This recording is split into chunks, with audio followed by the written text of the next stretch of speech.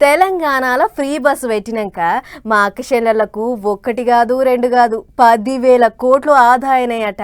ఆ నడుమ సర్కారోళ్ళే చెప్పిర్రు గీ లెక్క.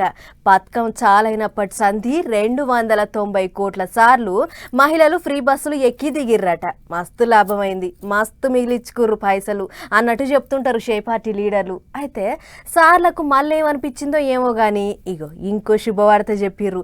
ఈసారి రైళ్లు ఫ్రీ అంటుర్రు చూడుర్రి. సర్కారు తలుచుకుంటే వరాలకు లోటా చెప్పుండ్రి. అందులో ఇదివరకు చెప్పిన వరాలే కాదు, చెప్పని వరాలు కూడా గట్టిగానే ఇస్తాండ్రు. ఇంతకు ముచ్చటేంటిదంటే హైదరాబాద్ పట్టణంలో తిరిగే ఎంఎంటీఎస్ రైళ్లల్లా పీరీ టికెట్ పెడుతున్నారట. ఒక్క ఆడోళ్ళకే అనుకున్నారు, ఈసారి అందరికి పీరీనే. జూన్ 2వ తారీఖు నుంచి పట్నంలో ఎంఎంటీఎస్ పీరీ ప్రయాణం సురువు చేయాలని తెలంగాణ సర్కారు ఆలోచనలు చేస్తాంది.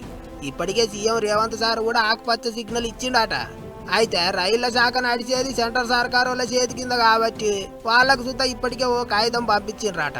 ఇక దాంట్లో ఏమున్నదంటే ఎంఎంటీఎస్ రైళ్ల నుంచి రైల్వే శాఖకు ఏటా 10 కోట్ల దాకా ఆమదానం వస్తుంది కదా. గా 10 కోట్లేవో రాష్ట్ర ప్రభుత్వం నుంచి మేమే ఇస్తాం, పిరిగా నడుపుని రానట్టు చెప్పిండ్రట. అయితే పిరిగా పెట్టినాక ఎక్కువ మంది ఎక్కి తిరిగితే మాత్రం సంబంధం లేదు, ఎంతమంది ఎక్కి తిరిగినా 10 కోట్లు అయితే ఇస్తాం, ఏమంటారో చెప్పుని రానట్టు లేఖ రాసిండ్రట.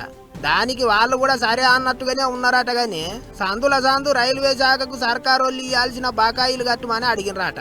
ఎంఎంటీఎస్ 2వ దశ పనుల కోసం రైల్వే శాఖకు తెలంగాణ సర్కారు వాళ్ళు 490 కోట్ల దానికి ఇవ్వాలన్నట.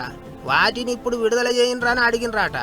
సర్కారు వాళ్లకు రైల్వే శాఖకు నడుమ అన్ని మాట ముచ్చట్లు ఓ సమరస్యం మీద ఒడిస్తే అనుకున్నట్టే ఇక జూన్ 2 నుంచి పట్నంలో లోకల్ రైళ్లలో ఫ్రీగా ఎక్కి తిరగొచ్చు జనాలు. అంతేకాదు ఎంఎంటీఎస్ రైళ్లలో తిరిగే పబ్లిక్ కొరకు స్టేషన్ల నుంచి ఇంటికి పోనీకి ఆర్టీసీ వాళ్ళు ప్రత్యేకం బస్సులు కూడా నడిపించాలని చూస్తుండ్రట. మరి ఏమవుతుందో ఏమో చూడాలి.